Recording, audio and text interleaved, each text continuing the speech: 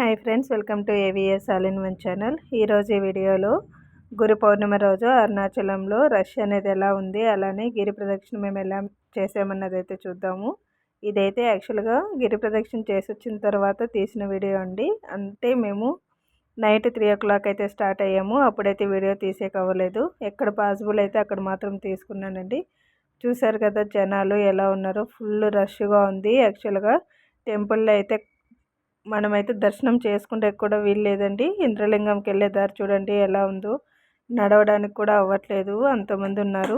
ఎందుకంటే పౌర్ణమి ప్లస్ అందులోనూ గురు పౌర్ణమి కూడా కలిసి వచ్చింది కాబట్టి ఎక్కువ మంది అయితే జనాలు ఉన్నారండి.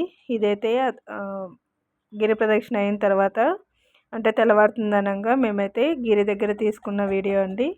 ఇక్కడ ఏ లింగం కూడా ఎక్స్ప్లెయిన్ చేసేకి లేదండి, అంత జనాలు నడుస్తూనే ఉన్నారు. ఇదైతే దగ్గరగా ఈశాన్య లింగానికి వచ్చినప్పుడు ఉన్న వీడియో. సో చూశారు కదా, ఎక్కువ మంది రష్ ఉన్నారండి. చాలా ఫాస్ట్గా కూడా నడవాలి. అలానే మొబైల్స్ అంతా దగ్గర పెట్టుకొని మనమైతే మన వాళ్ళు ఎక్కడ ఉన్నారనేది కూడా కాల్స్ చేసుకోవచ్చండి. ఇదైతే లాస్ట్లో ఈశాన్య లింగము. ఇక్కడ నుంచి చూశారు కదా, బస్ స్టాండ్ వరకు ఒకటే రష్గా ఉంది. గిరి ప్రదక్షిణ అంతా అయిన తర్వాత మళ్ళీ తిరిగి రాజగోపురం దగ్గరికి వస్తాం కదండి. సో అలా అయితే పున్నం టైంలో కూడా షాపింగ్ అనేది ఎక్కువగా పెట్టింటారండి. అంటే రోడ్లపైనే ఎక్కువగా ఐటమ్స్ అన్నీ ఉంటాయి. ప్లస్ మనకి ఏం కావాలో అవన్నీ కూడా కొనుక్కోవచ్చు. ఎక్కడ పడితే అక్కడ డస్ట్ వేయకండి. అలానే వాటర్ బాటిల్స్ కూడా ఎక్కడ పడితే అక్కడ విసిరేయకండి. నీట్గా డస్ట్బిన్లో వేయండి. ఎందుకంటే పౌర్ణమి రోజు ఎక్కువ జనాలు ఉంటారు కాబట్టి రష్ కూడా అలానే ఉంటుంది.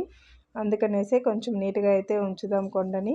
ఇక్కడైతే అంతా వాకింగ్ చేస్తున్న ప్లేస్ అండి. సో రిటర్న్ తిరిగి రాజగోపురానికి వచ్చినప్పుడు చూడండి ఎంతమంది ఉన్నారు. యాక్చువల్గా అయితే వెహికల్ కూడా అలో ఉండదు. మ్యాక్సిమం అందరికీ తెలిసే ఉంటుంది పౌర్ణమి రోజు కండిషన్స్ అన్నీ కూడా.